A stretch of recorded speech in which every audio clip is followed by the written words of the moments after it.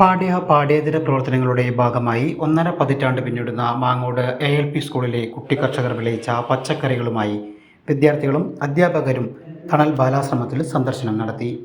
800ഓളം കുട്ടികൾ പഠിക്കുന്ന വിദ്യാലയത്തിലെ 50ഓളം കുരുന്നുകളാണ് പാഠ്യേതര പ്രവർത്തനങ്ങളുടെ ഭാഗമായി പച്ചക്കറിയും നെല്ലും ഉൽപ്പാദിപ്പിക്കുന്നത്.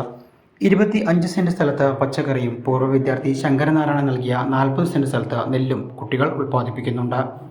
രാവിലെ 9 മണി മുതൽ 9:30 വരെയും വൈകിട്ട് 4 മുതൽ 4:30 വരെയുമാണ് കുട്ടി കർഷകർ കൃഷിയിടത്തിലെത്തുക.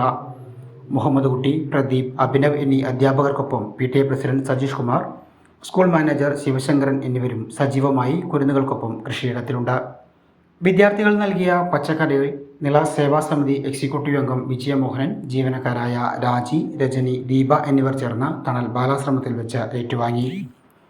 School manager Sivasankaran, PTA president Sajeesh Kumar, പ്രധാന അധ്യാപിക ഗീത, അധ്യാപകരായ മുഹമ്മദ് കുട്ടി, മിനിജ, പ്രദീപ്, പ്രവിത, നീരജ, അഞ്ജു, അഭിനവ്, സ്കൂൾ ജീവനക്കാരനായ ഉണ്ണികൃഷ്ണൻ, പൂർവ്വ വിദ്യാർത്ഥി ശങ്കരനാരായണൻ എന്നിവരുടെ നേതൃത്വത്തിലാണ് വിദ്യാർത്ഥികൾ ബാലാശ്രമത്തിൽ സന്ദർശനം നടത്തിയത്. കുരുന്നു കർഷകരുടെ സ്നേഹത്തിന് നന്ദിയുണ്ടെന്ന് നിള സേവാ സമിതി സെക്രട്ടറി ശശികുമാർ പറഞ്ഞു.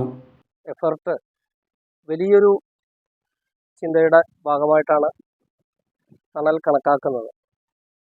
അവർ ഈ പച്ചക്കറി കൃഷി ചെയ്ത് വളരെ വിജയിക്കുക മാത്രമല്ല, അത് തണൽ പോലെയുള്ളൊരു സ്ഥാപനത്തിന് അതിൻ്റെ ഒരു ഷെയർ എത്തിച്ചതിൽ വലിയൊരു മനസ്സാണ് അവരുടെ ഓരോ കുട്ടികളുടെയും ഈ ടീച്ചർമാരുടെയും മാനേജ്മെൻറ്റിൻ്റെയും. അവർക്ക് ഞാൻ നന്ദി പറഞ്ഞു.